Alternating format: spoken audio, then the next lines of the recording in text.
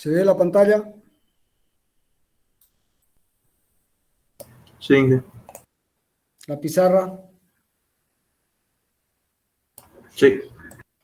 Bien, la clase pasada se vio que si uno hace varias mediciones sobre X sub R de una variable de una magnitud fundamental, uno tiene errores entre el valor verdadero y el valor que uno mide. Y ese error es una suma de errores. Está el error sistemático, está la precisión del instrumento de medición y está el error aleatorio. Bueno, como uno puede corregir el error sistemático y uno puede, con la precisión del instrumento de medición, uno sabe la cantidad de cifras significativas, la idea es concentrarse exclusivamente en el error aleatorio. Bien, la clase pasada también se vio de que la forma más precisa de aproximar el valor verdadero de una magnitud es con su valor medio, Bien, y también hay otra magnitud que interpreta la dispersión de los valores medidos respecto del valor medio, que es la varianza o el error medio cuadrático, que es sigma. Entonces se determinó que una magnitud, su valor verdadero, siempre va a estar en un intervalo del tipo m más sigma sobre raíz de n y m menos sigma sobre raíz de n. Y en algún lugar de este intervalo estará el valor verdadero. ¿De acuerdo?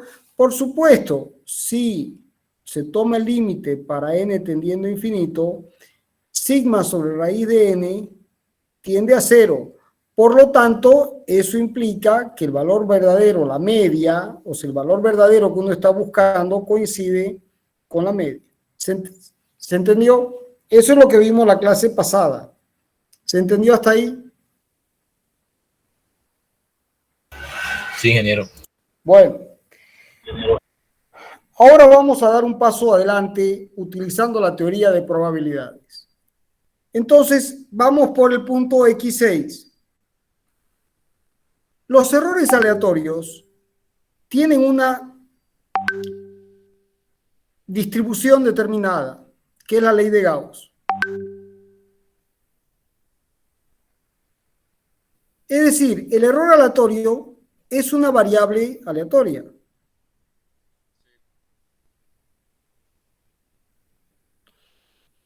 Y esa variable aleatoria, si el número de mediciones tiende a infinito y si las mediciones son independientes, fíjense que se están haciendo dos hipótesis. Mediciones independientes, que serían las hipótesis. Entonces, esta variable aleatoria tiene como función densidad de probabilidad la ley de Gauss. ¿De acuerdo? ¿Eso qué significa, jóvenes? Que los errores, si uno grafica la frecuencia en función de el valor de la magnitud, en este caso X, los errores aleatorios delta sub A van a tener la magnitud medida se va a distribuir. Este valor va a ser la media, mu. Luego vamos a ver en detalle qué pasa con mu y m, pero por ahora es el valor medio, es decir, dónde está el máximo. ¿De acuerdo? Y esta función f de x es la ley de Gauss.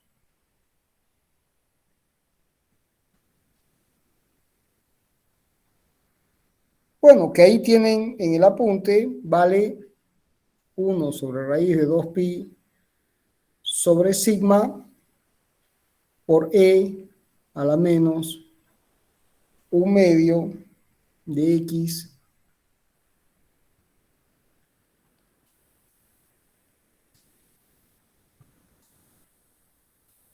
de X menos mu sobre sigma todo al cuadrado.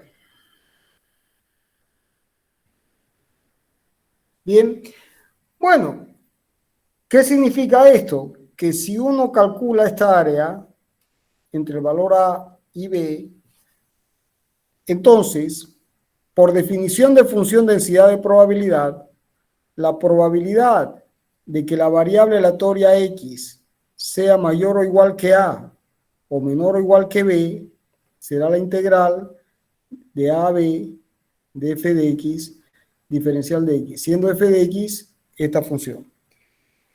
¿Se entendió hasta ahí, jóvenes?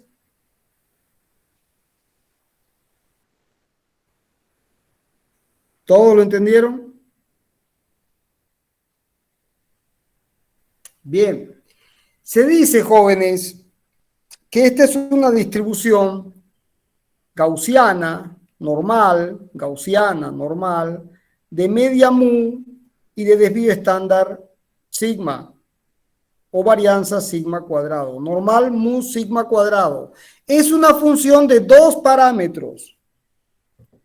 Es una función de dos parámetros. Fíjense que para definir la función se requiere conocer sigma y se requiere conocer mu y sigma. Conociendo mu y sigma, uno conoce completamente la función. Es una función de dos parámetros. Como es una función de dos parámetros, se dice que tiene 2 grados de libertad.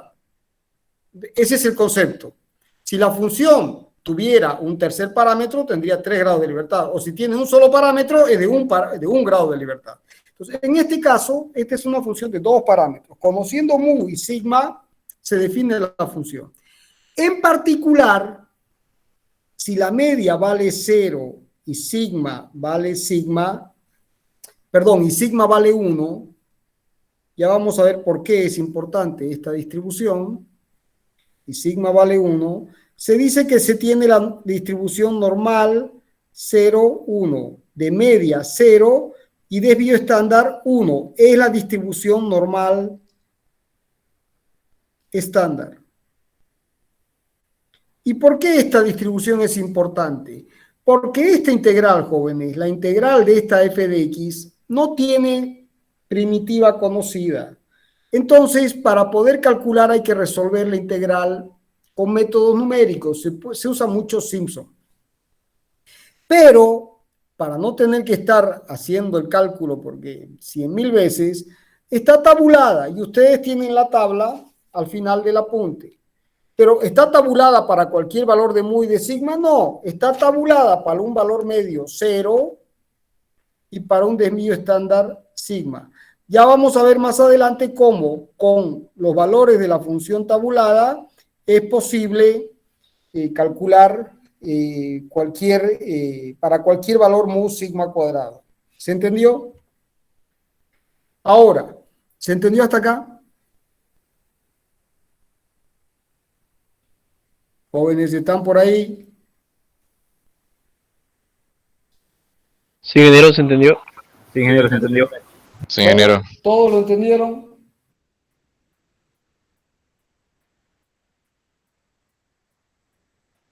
Sí, ingeniero.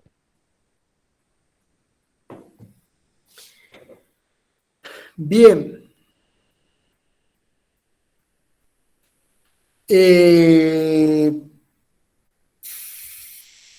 Ahora, por supuesto, jóvenes, si uno analiza la función de Gauss o cualquier función de densidad de probabilidad, es genérico esto.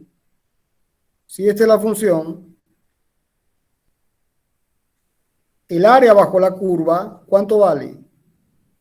La integral de menos infinito a más infinito de f de x, diferencial de x, ¿cuánto vale? Vale 1. O sea, la probabilidad de que ocurran todos estos valores, la probabilidad de que x sea menor o igual, si quieren, que más infinito, siempre va a valer ¿cuánto? 1. La probabilidad de que X se encuentre en toda esta zona vale 1. Entonces el área bajo la curva siempre va a valer 1. Eso es muy importante para los cálculos que vienen. Ahora, ¿cuáles son los estimadores insesgados de máxima verosimilitud? Esa es una frase típica de teoría de probabilidades. Un estimador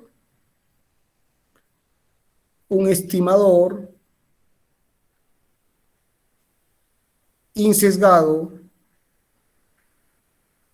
de máxima verosimilitud. Verosimilitud. ¿Qué significa esto? Es un estimador, es decir, que estima, que aproxima. Insesgado, es decir, que no está distorsionado.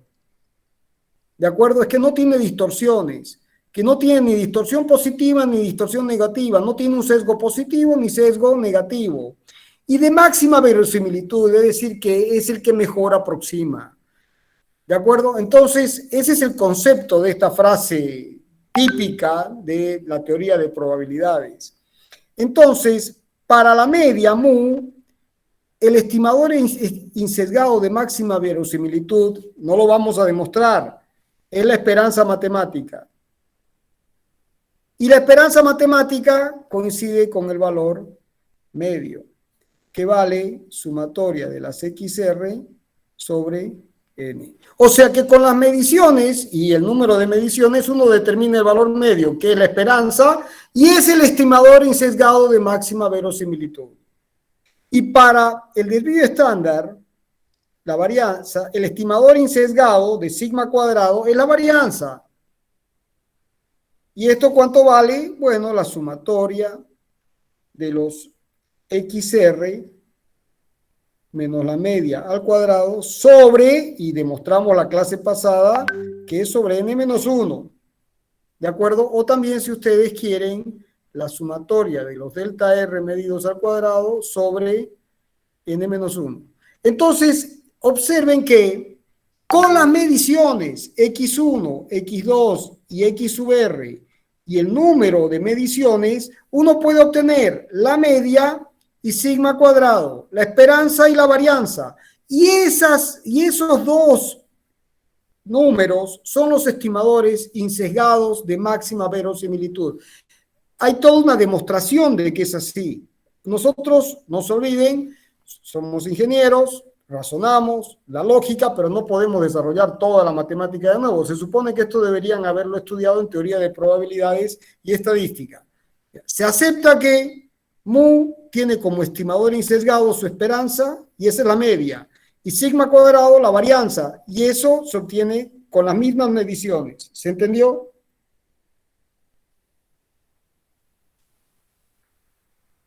Sí, ingeniero. Bien. Ahora, si uno quiere obtener la probabilidad de que la variable aleatoria sea menor o igual que x, esto va a ser una función de x. Es decir, si esta es la función, esta es la f de x minúscula, y esto es x, y esto es x, la probabilidad de que la variable aleatoria x sea menor o igual que x va a ser esta área. Esto va a ser la integral desde menos infinito hasta el valor x minúscula de f de x. Es un típico ejemplo de función integral, porque la variable es esta. O también, si ustedes quieren, para que no haya confusión, le podemos cambiar la denominación f de t, diferencial de t, a la variable de integración. Entonces, la variable x es esta. Esta es la variable x. Es esta. Y esa función es la función distribución acumulativa. ¿Por qué se llama distribución? Porque está distribuyendo las probabilidades. Y acumulativa porque las acumula. Parte de cero, si uno grafica esa función, va a partir de cero y termina, esta es la f de x, y esto es X, parte de 0 y termina, parte de 0 y termina en 1. O sea que la integral desde menos infinito va acumulando probabilidades hasta que llega al máximo, que el máximo posible es 1. Por eso se llama distribución acumulativa. ¿Se entendió? Si la distribución es simétrica, como la función de Gauss, cuando lleguemos a 0, esto vale 1/2, porque la probabilidad de tener esta parte es 0,5 y la probabilidad de este otro pedazo es 0,5. ¿Se entendió? Sí, ingeniero. ¿Todos lo entendieron? Sí, ingeniero. Bueno, ahora, si se tiene una distribución normal mu sigma cuadrado de media mu y varianza sigma cuadrado, y se trabaja sobre una transformación lineal del tipo i igual a por x más b, si x tiene una distribución normal mu sigma cuadrado, la variable i, que es una transformación lineal de x, va a tener una distribución a por mu más b. Fíjense que sustituyo mu en este lugar y me queda a por mu más b y a cuadrado sigma cuadrado. Es un teorema. Van a los libros y está la demostración. ¿Qué significa esto, jóvenes? Que si yo tengo una distribución de una variable aleatoria x, normal mu sigma cuadrado, una transformación lineal de esta variable del tipo i igual a por x más b, va a tener una distribución también normal de media a por mu más b y de varianza a cuadrado sigma cuadrado. Entonces, fíjense que de acá yo puedo despejar. ¿Qué pasa si ahora considero esta función? I igual a x menos mu sobre sigma. Voy a considerar esta transformación lineal. A la variable le resto la media y divido por sigma. ¿Y por qué? Porque es la expresión de la función de Gauss. Si ustedes van al exponente de la función de Gauss, van a ver que es 1/2 de x menos mu sobre sigma. Es la transformación lineal. Entonces, a ver, ¿qué está pasando aquí? ¿Se entendió? ¿Por qué se toma esto? Porque es el exponente de la función de Gauss. ¿Se entendió? Sí, ingeniero. Entonces, esto va a ser 1 sobre sigma por x menos mu sobre sigma. Entonces, fíjense que esto es igual a A y esto es igual a B. A vale 1 sobre sigma y B vale menos mu sobre sigma, para tener la transformación lineal. Entonces, ¿cuánto vale la media de la nueva? A vale A por mu más B. Entonces, ¿A cuánto vale? A por mu más B va a ser igual a A, pero A cuánto vale? 1 sobre sigma por mu más B. ¿Cuánto vale B? Menos mu sobre sigma. ¿De acuerdo? O sea que aquí tengo mu menos mu sobre sigma, o sea que vale 0. ¿Se entendió? Ahora, ¿cuánto vale la varianza? Ah, bien, A cuadrado sobre sigma cuadrado. ¿Y cuánto vale A? 1 sobre sigma. Al cuadrado por sigma cuadrado vale 1. Ah, miren qué interesante. O sea que si yo tengo una distribución X, mu sigma cuadrado, y ahora considero una variable Y, al que le resto la media y divido por sigma, ¿qué distribución tiene Y? 0, 1. Es decir, es la distribución normal estándar, que es la que se tiene tabulada. Entonces, si yo quiero obtener la distribución normal estándar, ¿qué tengo que hacer? Simplemente le resto la media y divido por la raíz cuadrada de la varianza. ¿Se entendió?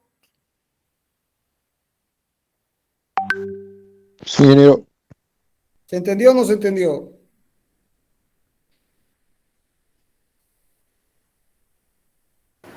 ¿Lo puede volver a repetir, ingeniero?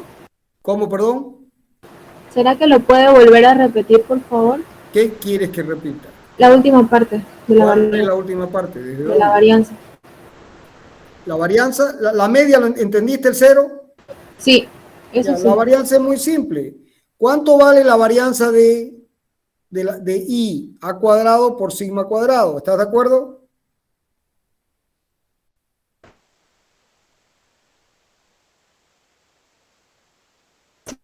Sí, Es igual a al cuadrado y sigma cuadrado vale 1. ¿Ya entendiste? sí, ingeniero, gracias. Ya. Entonces, la conclusión, jóvenes, es que si uno resta la media y divide por sigma, la distribución normal pasa a tener una distribución 0, 1, que es la normal.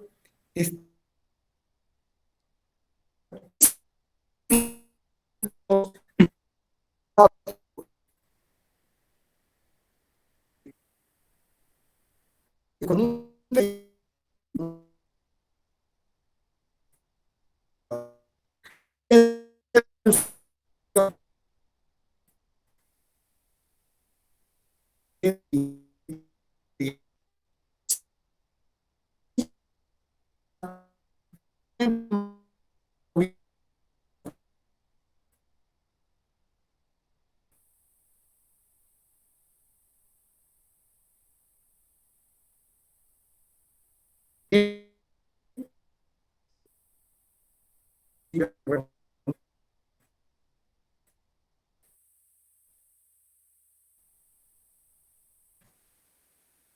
sí, digamos.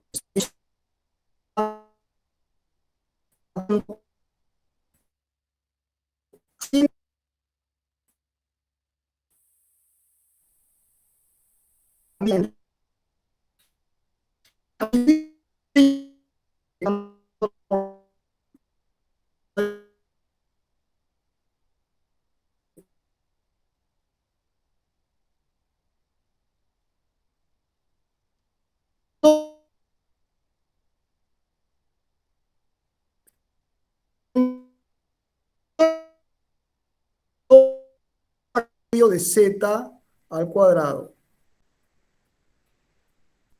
¿Está? Esa es la función. Esa es la función. Esta es la función de Gauss estandarizada, con z dividiendo aquí que vale 1. Bien. Bueno, entonces la probabilidad de que x sea mayor o igual que a y menor o igual que b. Después, ¿cómo se hace? Se resta sigma, se resta mu, perdón, y se divide por sigma. ¿Se entendió? Entonces, esta de aquí, ¿quién es? Es z. Por lo tanto, esto es phi de a menos mu sobre sigma. ¿Y esto qué es? La función estándar de a de b menos mu sobre sigma. Entonces, la probabilidad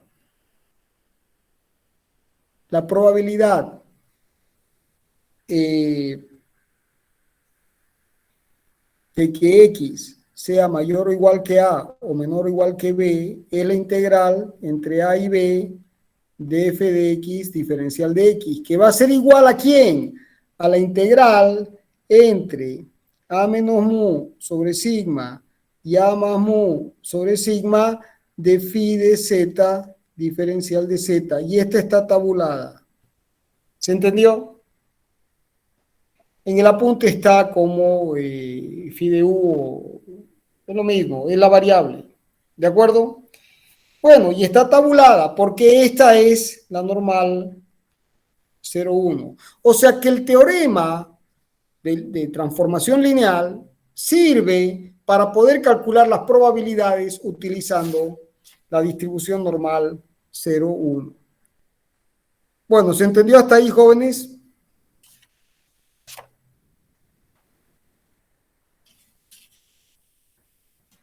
¿Se entendió o no se entendió?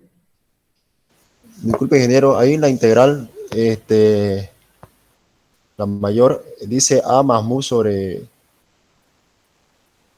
esta parte, esa arriba. ¿Dónde?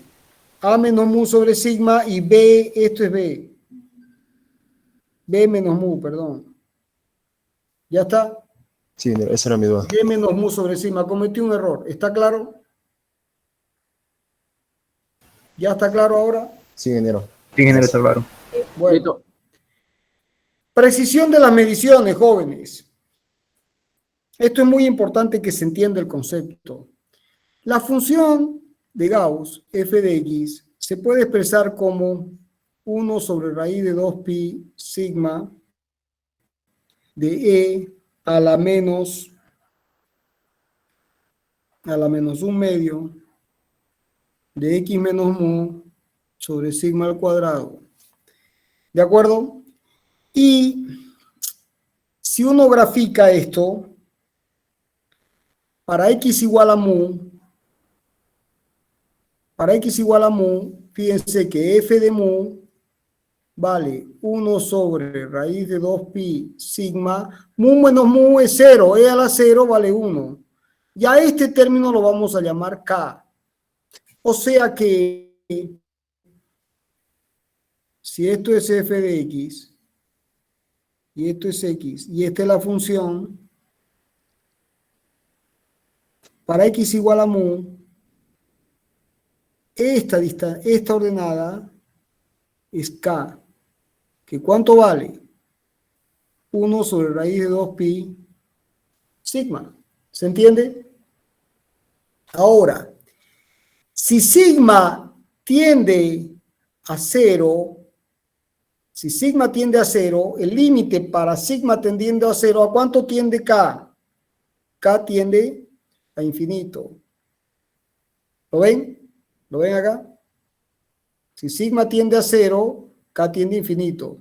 Y si sigma tiende a infinito, k ¿a cuánto tiende? K tiende a 0. Son los dos casos límites, extremos. ¿Se entendió? Ahora, ¿cómo sería este gráfico? Cuando sigma tiende a 0, k tiende a infinito, pero siempre el área bajo la curva, ¿cuánto vale? El área bajo la curva siempre vale 1. O sea que si sigma tiende a 0, k tiende a infinito.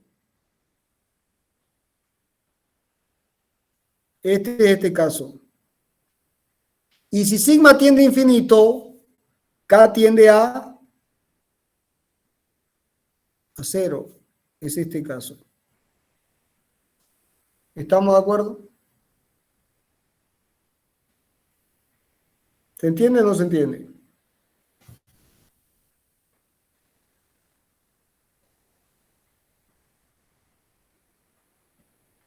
¿Cuánto es el área de este rectángulo? De este triángulo. Base por altura sobre 2. ¿Sí? ¿Sí o no? Sí, ingeniero. Si yo impongo la condición de que el área valga 1 siempre, ¿cuánto vale B? 1. 2 sobre H. ¿Están de acuerdo? Sí, ¿Sí o no? sí, ingeniero. O sea que si H tiende a infinito, vea cuánto tiene que tender. A 0. Y si H tiende a 0, ¿a cuánto tiende B? A Infinito. ¿Se entendió? Sí. ¿Todos lo entendieron? Sí, ingeniero, ahora se entendió. Bueno, Entonces, jóvenes, la precisión de las mediciones tiene que ver con la forma de la curva de Gauss. Entonces, si ustedes tienen una curva de Gauss que es así, ¿cómo son las mediciones? Son más o menos precisas. Todo está concentrado alrededor del valor medio. Pero si ustedes tienen una curva que es así, ¿cómo son las mediciones? Son poco precisas, están muy dispersas. ¿Se entendió?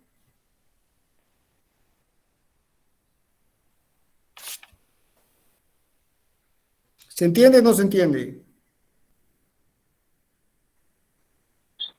Sí, ingeniero. ¿Se entendía esta curva? Entonces, fíjense ahora que la apertura de la curva, si la curva se abre mucho o se abre poco, ¿de quién depende esta apertura? Depende de sigma.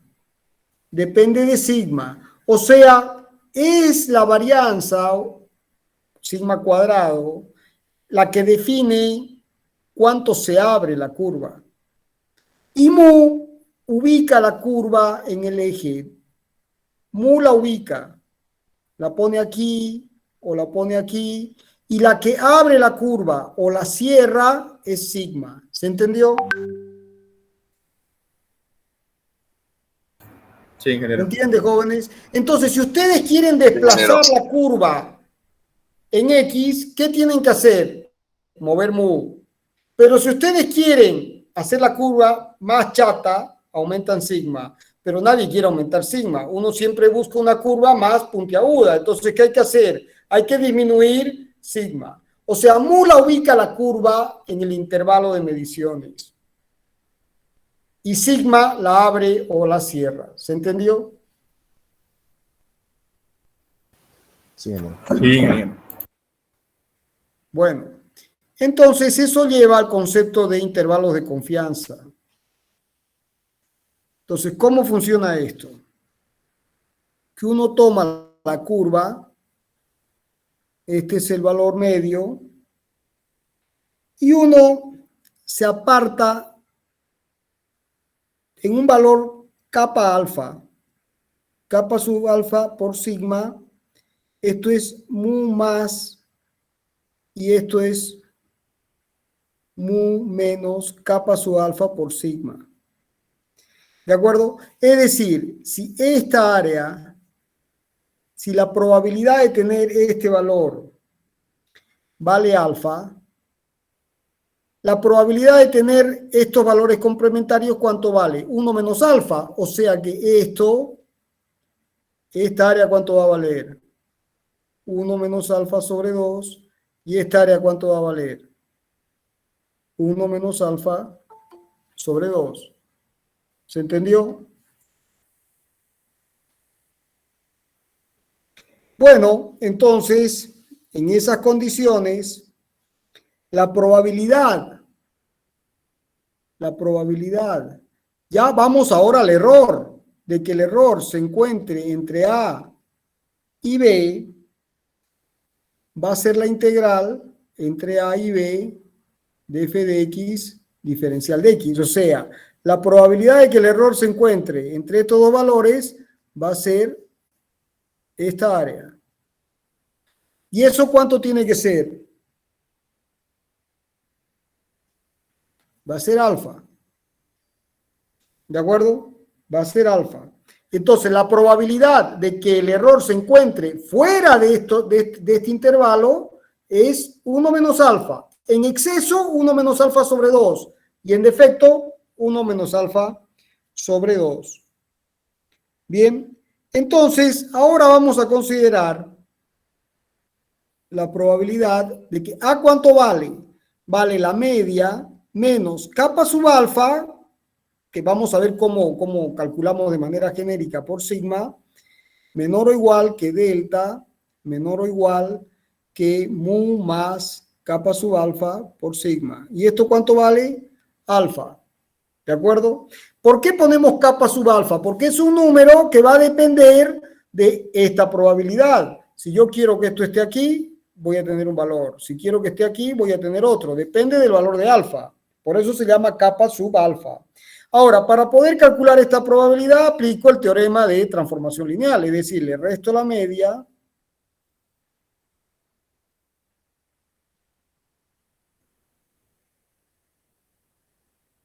Resto la media y divido por sigma.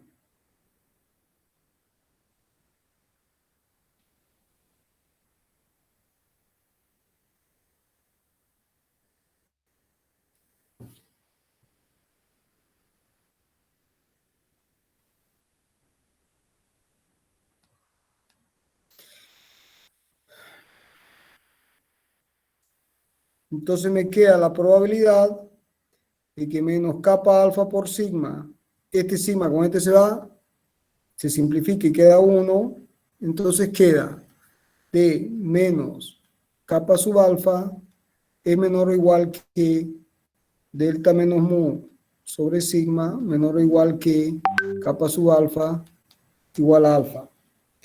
¿Se entendió?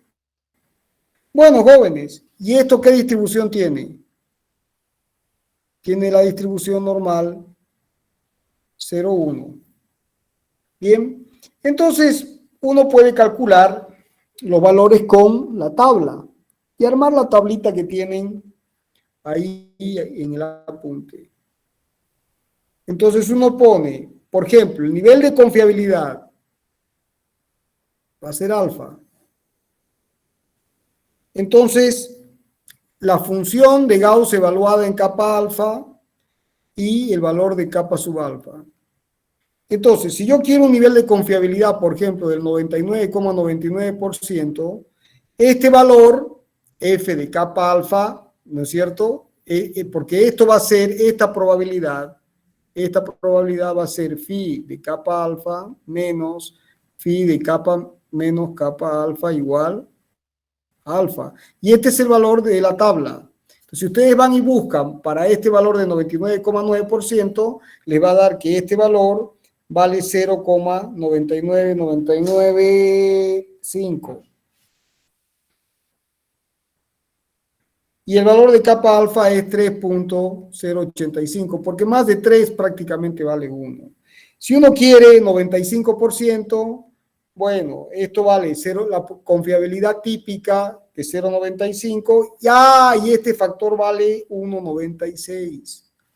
Y si uno quiere 90% de confiabilidad, esto da 0,90 y esto nos da, perdón, aquí cometí un error, esto es 0,95 y esto es 0,975 y este número es 1,645. Estos números siempre son los mismos. Y luego, si uno quiere este número 6826, que es un número extraño, vale 0,8413. ¿Y esto cuánto vale? 1. O sea que esta confiabilidad es la de la varianza. Es la de la varianza, porque kappa alfa vale 1. O sea que si yo tengo que esto es así, cuando kappa alfa vale 1, 1 y menos 1, esto es kappa alfa por sigma. Esto es sigma y menos sigma. Y el área ¿cuánto vale? 68,26%. Pero si yo quiero ir hasta este nivel, quiero todo el área roja hasta aquí, todo esto, y quiero el 99,9, esto tiene que ser 3, y esto tiene que ser menos 3. ¿Se entendió? Sí, ingeniero, se entendió. Bueno, ahora vamos a ver un poco cómo se aplica esto a los intervalos de confianza para poder ir cerrando.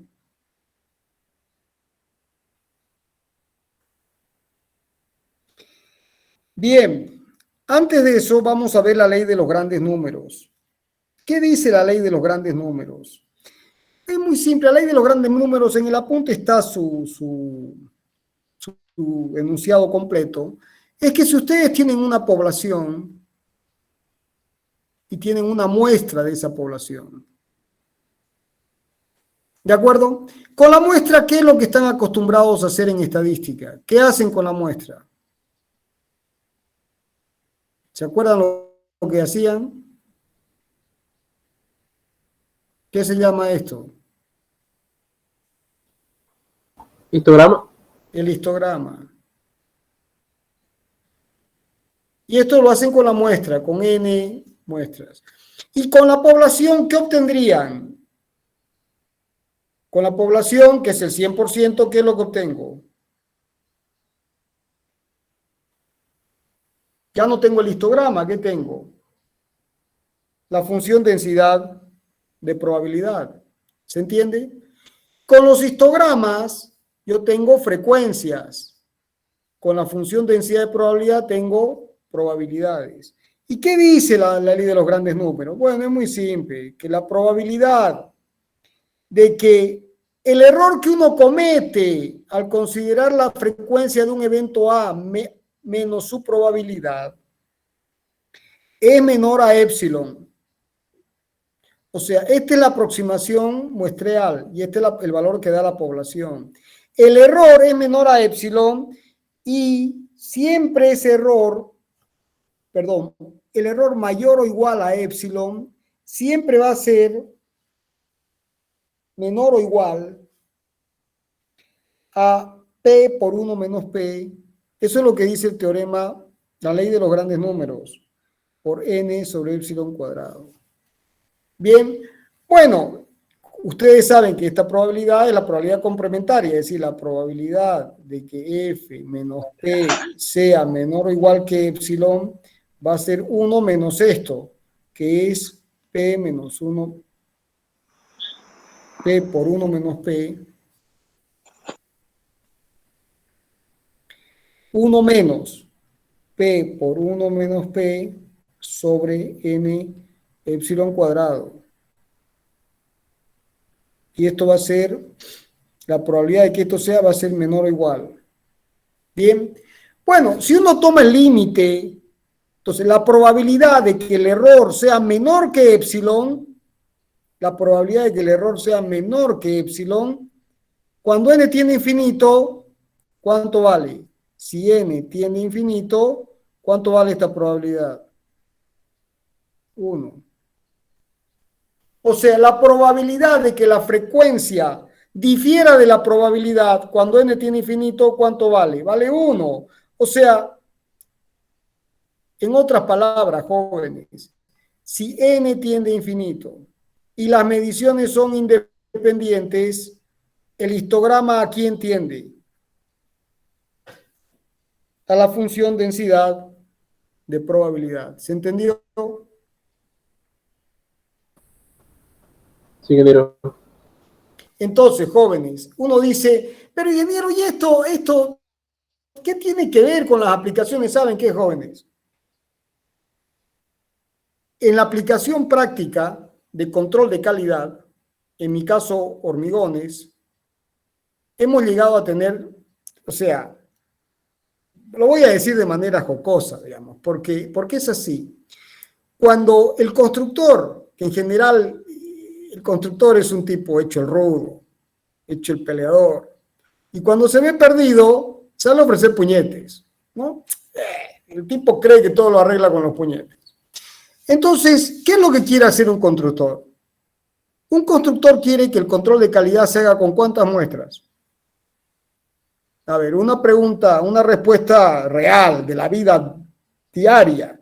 ¿Cuántas muestras quiere un constructor en general? Les hablo del constructor promedio. Hay buenos, hay regulares y hay malos. Entonces, el promedio, el constructor promedio, ¿cuántas muestras quiere para el control de calidad? Los menos posibles. Ni una. Porque lo que menos quiere es que le hagan el control. Entonces, es su respuesta, joven. O sea, yo estoy yendo al extremo. Usted dice la menor cantidad. Yo le estoy diciendo ni una. O sea, el tipo no quiere que lo controle. ¿Se entiende? Entonces va a aceptar la menor cantidad de muestras, por un lado. ¿Se entiende hasta ahí? Sí, ingeniero. Ya, ahora, otro concepto muy importante. Tomar muestras y luego hacer las pruebas tiene un costo. Entonces nadie quiere gastar plata. ¿Se entiende? Tomar muestras y realizar el control de calidad, realizar los ensayos, tiene un costo. Entonces todo el mundo se resiste. Nadie quiere tomar las muestras. Por un lado, porque no quieren que los controlen. Y por otro lado, porque es caro. Mientras más. Sin embargo, jóvenes, aquí entran las matemáticas. Y aquí entra lo que les estoy enseñando hoy. Por el teorema, por la ley de los grandes números, el histograma solo converge a la función densidad de probabilidad si n tiende a infinito y las mediciones son independientes. ¿Se entendió?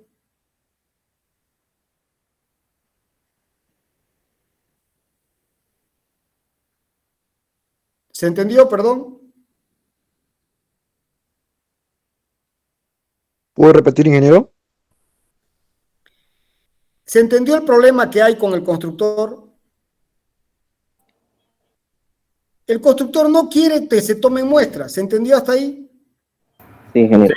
Porque no quiere que lo controlen. Entonces, ¿cuál es el valor de n para el constructor? ¿Cero? Cero. Cero. ¿Se entendió?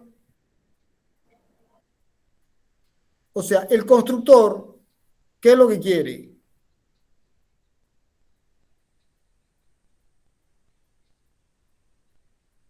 Un n muy chiquito, ¿se entiende? ¿Por qué? Porque no quiere el control de calidad. ¿Y por qué? Porque el control de calidad tiene un costo. Tomar la muestra y luego ensayarla tiene un costo. Bien, sin embargo, la ley de los grandes números, ¿qué dice? La ley de los grandes números está diciendo que la frecuencia tiende a la probabilidad solo si n tiende a infinito y las mediciones, ¿cómo son? Independientes. ¿Se entiende? Entonces, no puede haber un control de calidad bueno si las mediciones no son independientes y si el número de muestras no es importante. Por supuesto, nadie va a tomar n igual a infinito, ese es el extremo, pero hay que tomar un n suficientemente grande como para que se cumpla la ley de los grandes números, si no el histograma no aproxima la función densidad de probabilidad y por lo tanto la media y la varianza no son representativas. ¿Se entiende ahora?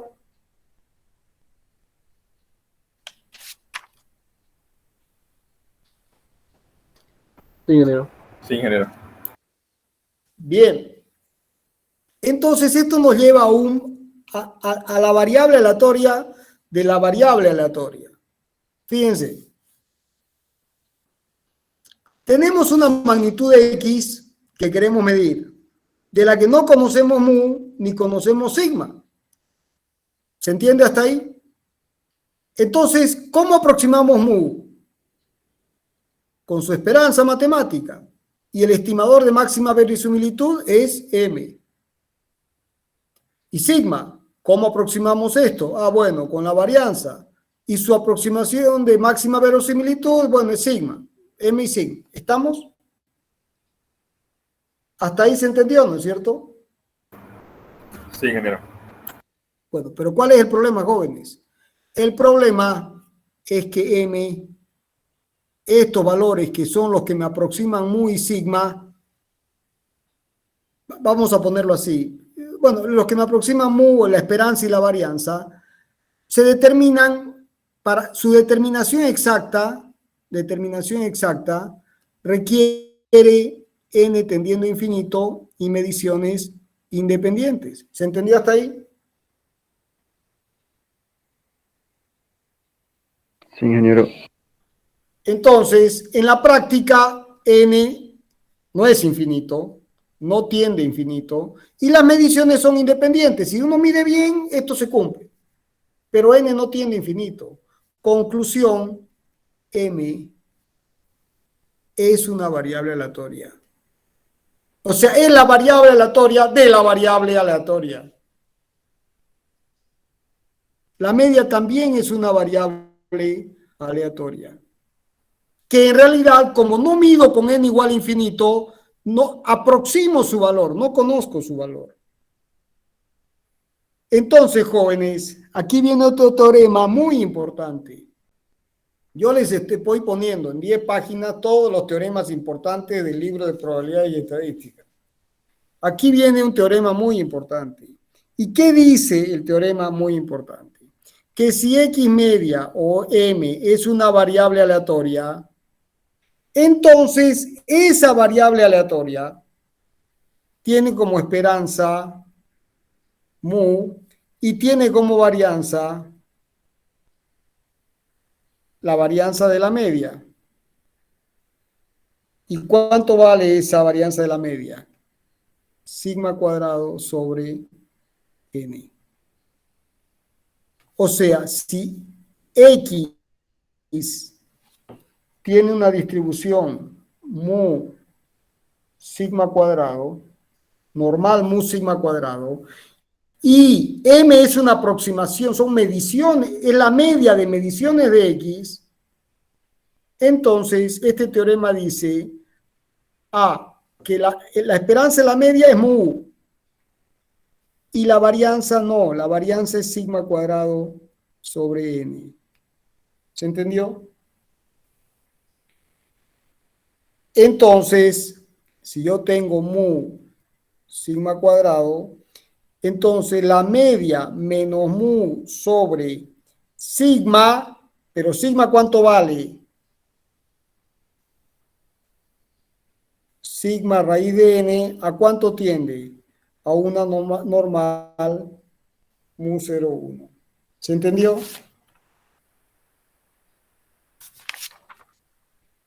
¿Se entiende o no se entiende?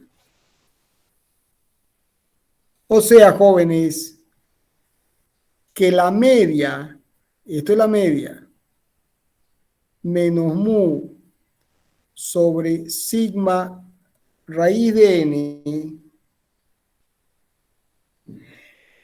es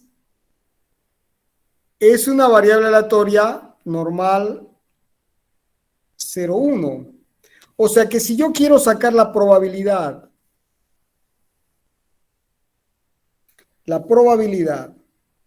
de que la media me caiga entre los valores A y B,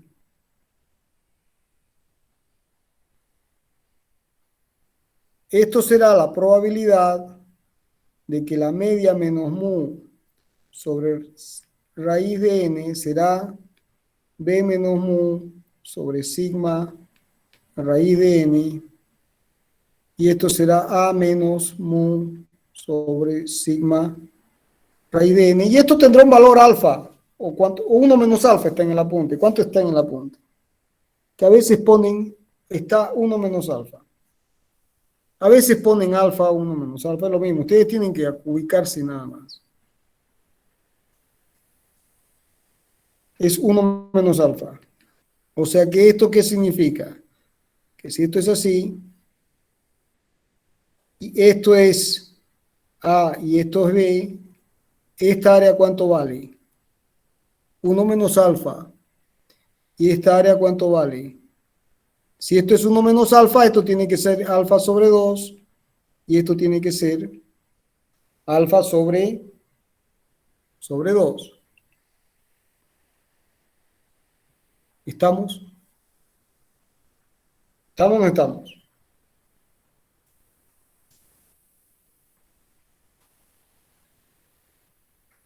¿Estamos, jóvenes? Sí, ingeniero. Bueno, listo, jóvenes. Ya está. Entonces, si aplicamos ahora el anterior teorema, ¿esto qué va a ser? Directamente, ¿esto qué es? Esto es menos capa alfa y esto es capa sub alfa. Bien, entonces, y fíjense que acá tengo la media, miren qué interesante. Esto es la media a la que puedo sumarle y restarle la media más sigma sobre raíz de n, que es el kappa alfa, o la media menos sigma sobre el mismo resultado al que llegamos con el álgebra la clase pasada. Y en algún lugar de este intervalo, ¿quién estará? Mu. ¿Se entendió? Bueno, y ahí tienen la tabla con los valores. ¿Se entiende o no se entiende?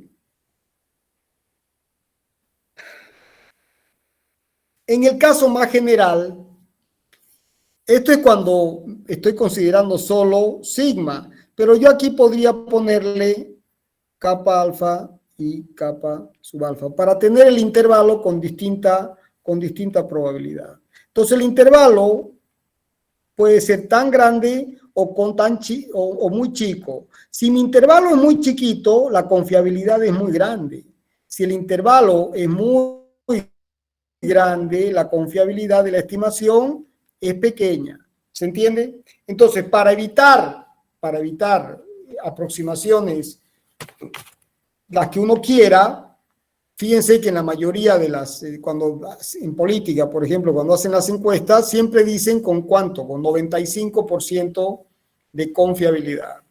Entonces, dan el nivel de confianza, y ese nivel de confianza está estandarizado para evitar de que uno pueda adoptar el nivel de confianza que quiera. Bien, entonces, jóvenes, en el caso más general, la clase pasada, en el caso más general, el intervalo de confianza de la estimación, el intervalo de confianza de la estimación va a ser la media menos kappa sub alfa, que es el nivel de confianza, por sigma sobre raíz de n. Y aquí se tendrá m más kappa sub alfa por sigma sobre raíz de n. ¿De acuerdo? Y en algún lugar, aquí estará la media, y en algún lugar, ¿qué estará? Por aquí, ¿quién va a estar? El valor verdadero, que no sabemos cuánto vale. Bien, lo que sí sabemos es cuánto vale la media, porque la media es sumatoria de las XR sobre N. Y lo que sí sabemos es sigma. ¿Sigma cuánto vale? Bueno, vale, sigma cuadrado vale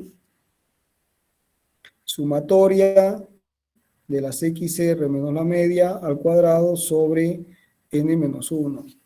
¿No es cierto? Entonces, la media la conozco. ¿Conozco cuánto vale sigma sobre n? Sí. Sigma sobre n, sí. ¿Conozco kappa alfa? Sí, es el nivel de confianza. Lo saco de la tabla de Gauss. Ahora, si esto vale 1, tengo el caso de la clase pasada, donde solamente estoy considerando el desvío estándar. ¿Se entiende? ¿Está o no está? Bueno, jóvenes, ahí en el apunte les he puesto las aplicaciones que las pueden ver rápido.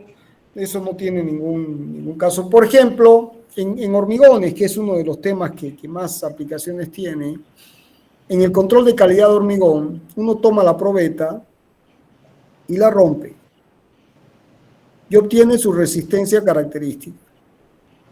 Esto es la resistencia F sub C y prima es de compresión. Y la rompe a compresión y obtiene un valor.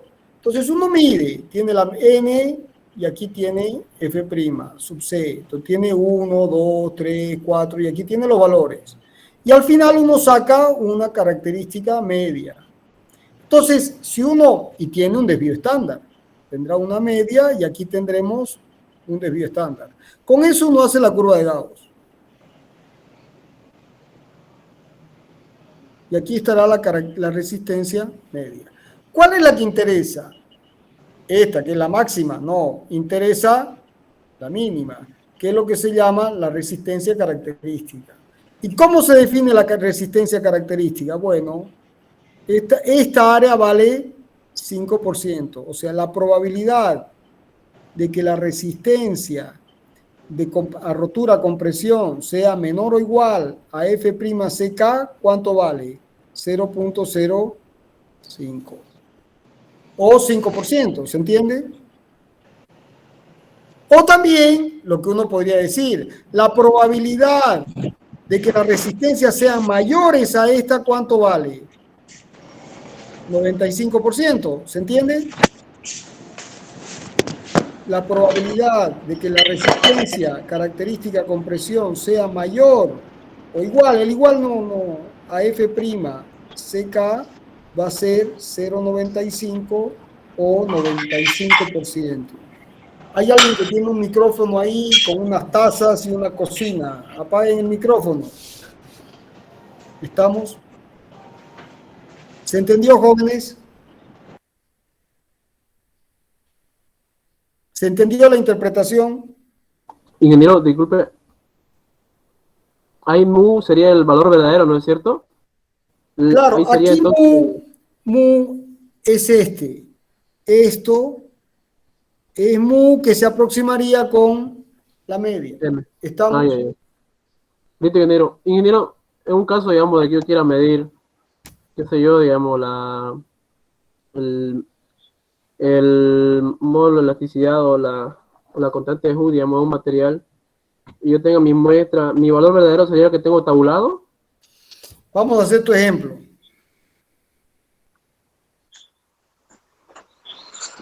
Vamos a hacer ese caso. Vos tomas tu barra de acero. ¿Estamos de acuerdo? Y la extiras. Le aplicas una tensión FI. ¿De acuerdo? Entonces, vos graficas. Es que, fíjense que es caro, jóvenes. F con epsilon. Y grafican y rotura. Entonces, tu módulo de elasticidad es la tangente. Si este ángulo es θ, es la tangente de este ángulo. Entonces, vos haces el ensayo con una barra, hasta la rompes, graficas y sacas E. Este es el ensayo n igual a 1. Lo vamos a llamar E1. ¿Se entendió? Sí, ingeniero. Ahora, haces una tabla. N igual a 1, 2, 3, 4, infinito. Y aquí pones FI. Tendrás un FI, perdón, aquí pones el módulo que sacaste, bueno, E1, E2, E subinfinito. Bueno, pongo infinito porque esa es la población. Bueno, en algún momento vas a cortar, ¿de acuerdo? En algún momento vas a cortar, esto no va a existir. Aquí pueden ser 30, por ejemplo. Entonces con estos valores, ¿qué vas a sacar? La media. Exactamente, sumas la sumatoria de los E sub R sobre N y sacas la media. ¿Y qué va a ser la media? Mu. Es una aproximación de mu. ¿Pero qué más vas a sacar? Vas a sacar sigma. ¿De acuerdo? ¿Que cuánto va a valer sigma? Sumatoria de los E sub R menos la media al cuadrado sobre N menos 1. Perfecto, entonces ya tienes mu y sigma. ¿Y cuál es tu valor verdadero de? No sabes cuánto es tu valor verdadero de. Lo que sí vas a saber es que vas a crear tu intervalo de confianza. Aquí vas a poner el E medio. A este lo vamos a llamar, este es la media. ¿De acuerdo? Y luego vas a decir, bueno, esta es la media más sigma sobre raíz de n. Y esta es la media menos sigma sobre raíz de n. Este sería el caso del álgebra que sacamos la vez pasada. ¿Qué confiabilidad tiene este intervalo? 68,60 y pico por ciento, porque estamos con el valor de sigma. Si yo quiero más confiabilidad, aquí le pongo el kappa alfa. Entonces, con estos juegos, si yo quiero 95% de confiabilidad, entonces este intervalo va a ser así. Si yo quiero 50% de confiabilidad, mi intervalo va a ser así. ¿Se entendió? Sí, ingeniero. Entonces, mu sería, digamos, O sea, mu ya no lo tomo como un valor que me Vos, vende, digamos, la la fábrica fábrica, te digamos, dice de su la prueba. resistencia característica del acero es 500 megapascales. ¿Estamos? ¿Estamos o no estamos? Sí, ingeniero. 500 megapascales, ¿estás de acuerdo? ¿Qué te está diciendo la fábrica? Sí. La fábrica te está diciendo que con lo que ellos midieron, te garantiza que su resistencia característica es esta, es de 500, no te está dando la media, te está dando la característica, te está dando la probabilidad, te está dando la resistencia, tal que la probabilidad de que tengas barras con una resistencia a la tracción menores que la característica de cuánto es, del 0,05. Y la probabilidad de que tengas barras de todas las que compraste, vos tomas y rompes, tomas y rompes, tomas y rompes, la probabilidad de que tu resistencia a tracción sea mayor que la resistencia característica, ¿cuánto es? 0,95. Entonces, los tipos cuando te dicen 500 megapascales, si vos después vas y tomas la barra y la llevas al laboratorio y rompes una y otra y otra y otra y otra y sacas este valor, no tu módulo de elasticidad, no esto, este valor, porque estás sacando la tensión de fluencia. Este valor, FI, aquí está epsilon, este valor de sigma, de tensión, de tracción, si vos tomas 100 barras y las rompes, todas te tienen que dar con una resistencia mayor que la que ellos te dieron y solamente el 5% te tiene que dar menor. ¿Se entendió? Sí, ingeniero, ahora sí. Ahora, ¿cómo, jóvenes? ¿Cómo? La fabricación del acero es si se fabrica el acero, se fabrica en condiciones controladas. Entonces, ¿cómo va a ser la curva de Gauss de la rotura de barras de acero? Va a ser una curva así. ¿Se entiende? ¿Se entiende o no se entiende? Sin embargo, el hormigón, ¿cómo se fabrica el hormigón? ¿Han visto cómo fabrican el hormigón? Bueno, si el hormigón uno lo hace en una planta hormigonera, ¿cómo va a ser la curva de una planta hormigonera? Vamos a hacerlo aquí. El hormigón en una planta hormigonera, la curva de Gauss va a ser así, ¿se entiende? Esto es en una planta. Esto es acero, esto es hormigón. Esto es en una planta, ¿se entiende? Pero si ahora vamos y tenemos son los obreros los que están fabricando el hormigón. ¿Los tipos qué hacen? Echan la arena, echan la piedra, echan el cemento, echan el agua, escupen el picho, zapatean encima, no hay control por peso. Entonces, ¿cómo es la curva del hormigón de los obreros hechos en obra? Así. ¿Se entendió? Esta es una curva de hormigón hecha en obra y esta es una curva de hormigón hecha en planta con control de calidad. ¿Se entiende? Ingeniero. Ahora, en el acero, como hay control de fábrica, la curva del acero es mucho más precisa. ¿Se entiende o no se entiende?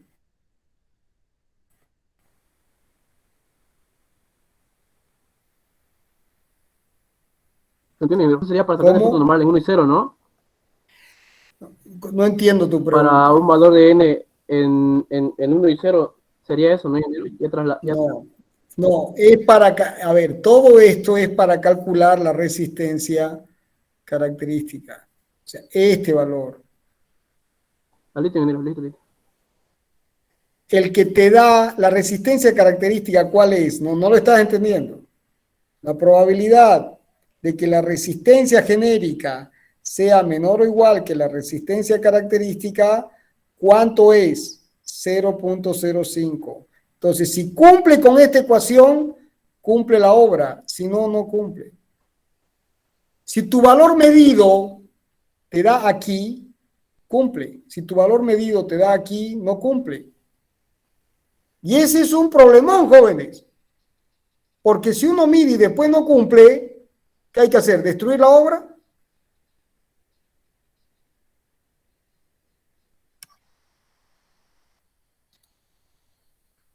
¿Qué hay que hacer? ¿Destruir la obra?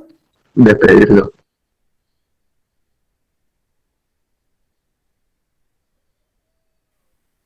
¿Cómo? Culpar al albañil. No, ¿qué hay que hacer? ¿Destruir la obra? No, me va a querer destruir, que midiendo más, que no sé cuánto, que si no te agarro a puñete. Para mí a estas alturas es diversión eso. Es la teoría de los puñetes versus la teoría de errores. ¿Estamos? ¿Se entendió o no se entendió? Sí, ingeniero. Sí, ingeniero. Bueno, y cuando peleen con el contratista y les saquen la mugre, porque ustedes saben teoría de errores, siempre sale a repartir puñetes sin medir qué. Siempre mantienen la distancia. ¿Se entiende? Porque el tipo en su desesperación va a salir a repartir puñetes. ¿Se entendió o no se entendió? Sí, ingeniero. Ingeniero. Sí, ingeniero. Una pregunta, No estoy dejando el golpe. ¿esta teoría de errores también lo podríamos aplicar a una tesis? ¿A un Por proyecto? supuesto, si esto está para la vida real, jóvenes.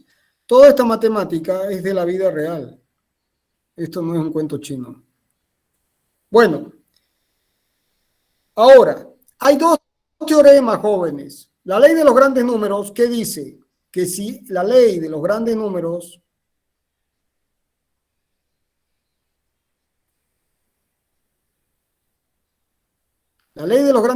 ¿qué dice? Que si n tiende a infinito y las mediciones son independientes, entonces, para ponerlo de una manera muy simple, el histograma, ¿a quién tiende? A la función densidad de probabilidad. ¿Se entendió? Pero ¿cuál es la función densidad de probabilidad? Ah, ahí viene el teorema central del límite.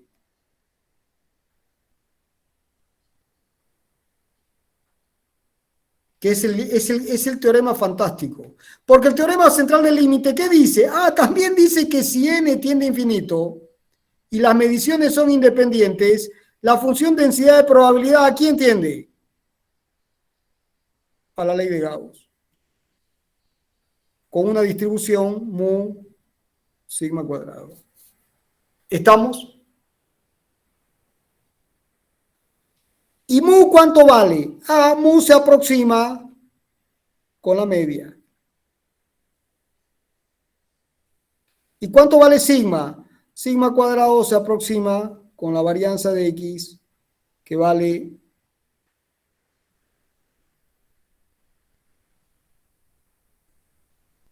¿estamos?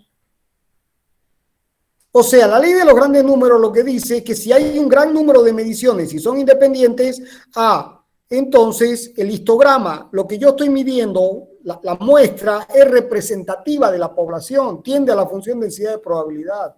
Es decir, las frecuencias se aproximan con las probabilidades. Y el teorema central del límite que dice, yo no sé cuál es la FDP, no sé cuánto vale la función densidad de probabilidad.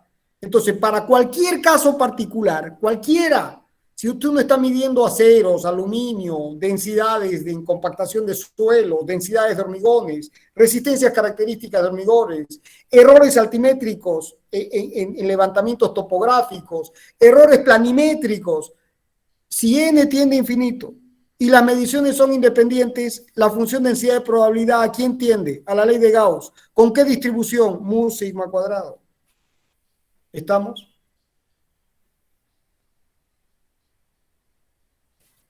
¿Se entendió, jóvenes? Sí, ingeniero. Bien. ¿Todos lo entendieron? Bueno, ahora la pregunta es, y yo estoy seguro que al suponer Gauss estoy en lo cierto, bueno, hay una prueba. Se llama la prueba chi cuadrado. La prueba chi cuadrado. Y este chi es la letra griega así. En algunos casos esto es kappa, pero esto es chi. vamos a llamarla chi cuadrado. Bueno, básicamente, ¿qué es lo que sucede? Uno toma la función distribución acumulativa, esta es la función de Gauss, y estos son los valores medidos. Nunca van a dar igual. ¿Ven así? ¿De acuerdo? Entonces la diferencia, esta diferencia, es el error.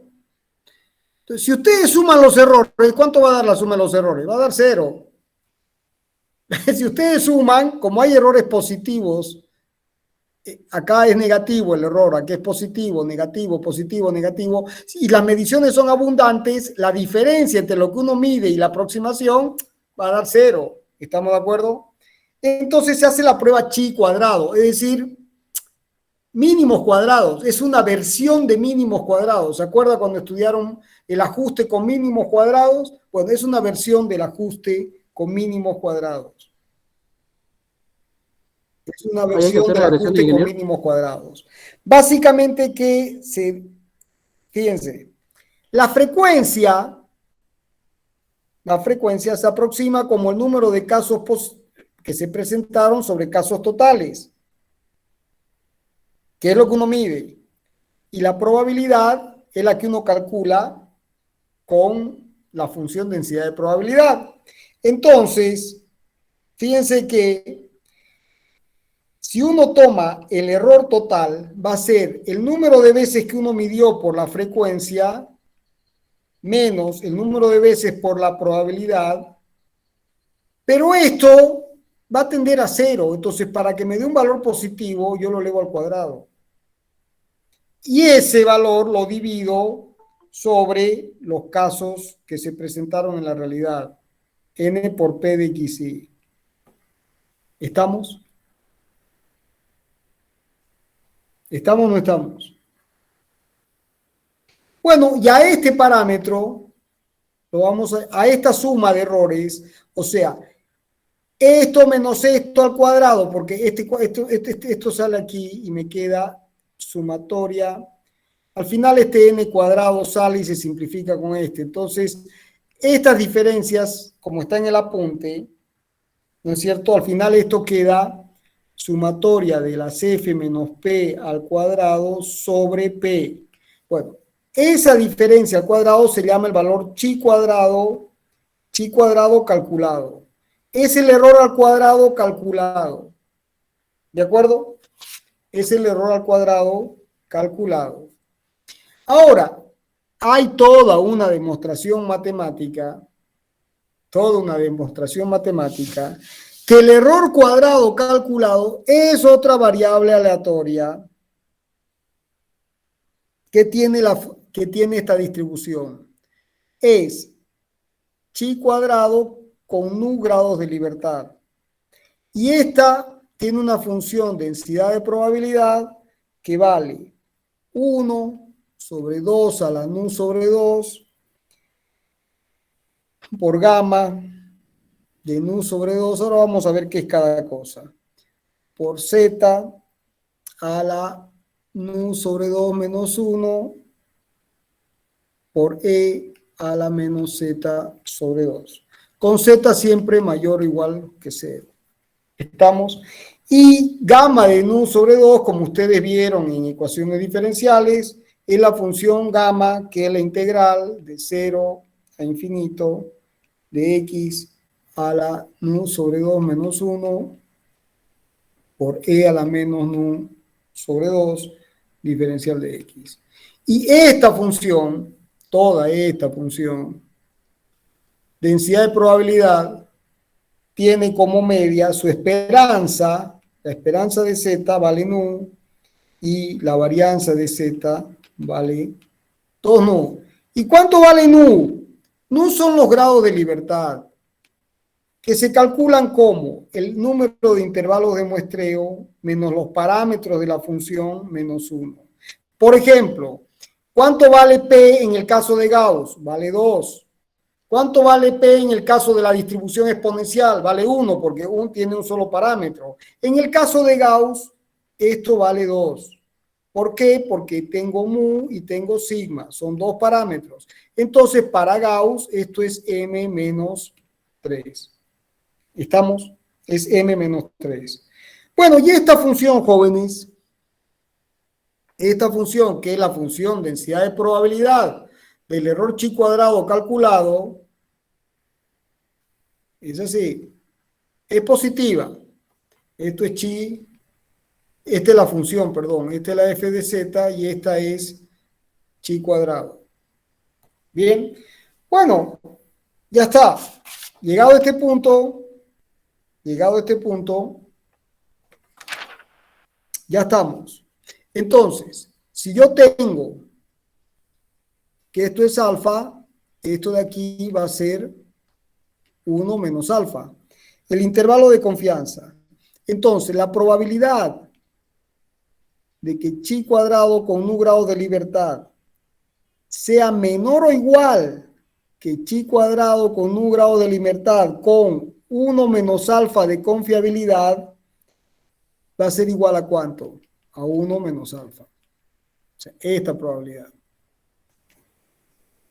Y este valor, ¿quién es? Ese valor es justamente, este valor es chi cuadrado con 1,1 menos alfa. Bien, bueno, listo, jóvenes. Entonces ahí termina esta historia. ¿Por qué? Porque fíjense que si uno define, este es el valor límite, entonces uno tiene que verificar que chi cuadrado calculado sea menor o igual que el chi cuadrado con u y 1 menos alfa de confiabilidad. Entonces, por supuesto, si alfa me da 0,1%, si este alfa, vamos a hacer la tablita, si alfa me da 0,1%, está cumpliendo al límite. Pero si alfa me da 90%, el ajuste está cumpliendo perfecto. Entonces, jóvenes, ¿y para qué sirve esto? Sirve para ver si n es el número adecuado de mediciones. Si n no les está dando, o sea, ¿cuándo sé yo si el número de mediciones es adecuado? El número de mediciones, ya saben, el contratista ¿qué quiere? Quiere 0. Y ustedes si están controlando ¿cuánto quieren? Quieren infinito. ¿Se entiende el problema? ¿Se entiende cuál es el problema? El tipo que construye quiere 0 mediciones. Y el tipo que controla ¿cuántas mediciones quiere? Infinitas. Entonces, ¿cómo llegan a un acuerdo? Con un número de n que cumpla con el ajuste de Gauss.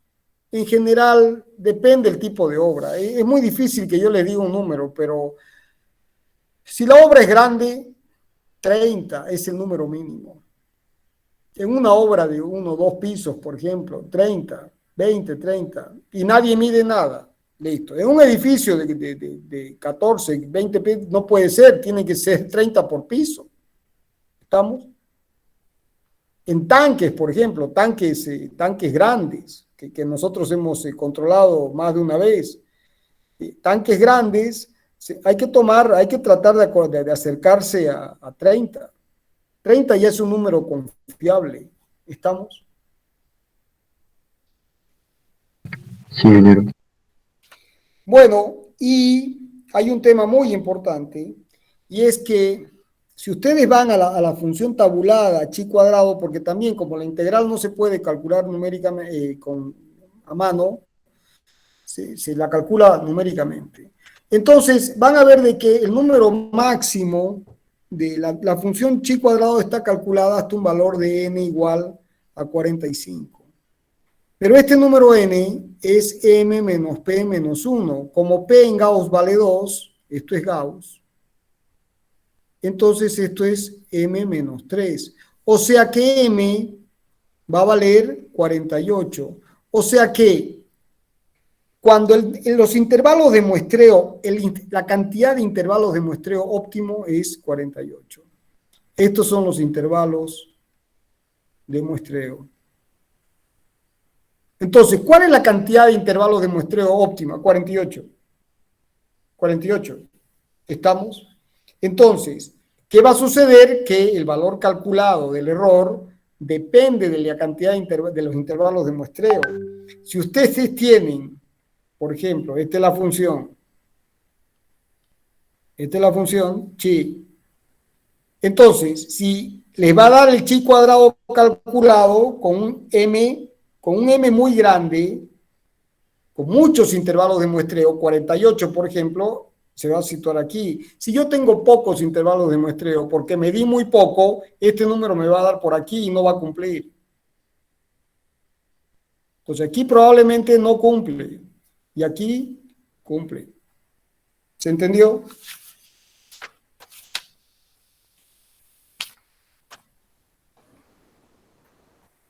¿Se entendió, jóvenes? Ese silencio es porque ya están en la lona o porque no entendieron nada o porque entendieron todo. Sí se entendió, ingeniero. Bueno, jóvenes, Sí, ingeniero. tienen que leer el apunte ahora. Tienen que leer el apunte. La clase que viene, cinemática. Empezamos con cinemática. ¿De acuerdo? De acuerdo. Está bien, ingeniero. Nos vemos el jueves. No se olviden de ver el apunte. Si dejan el apunte tienen que sentarse con el apunte mañana, o hoy en la noche. No, hoy en la noche no, mañana. ¿De acuerdo? Está bien, ingeniero. Nos vemos el jueves con cinemática.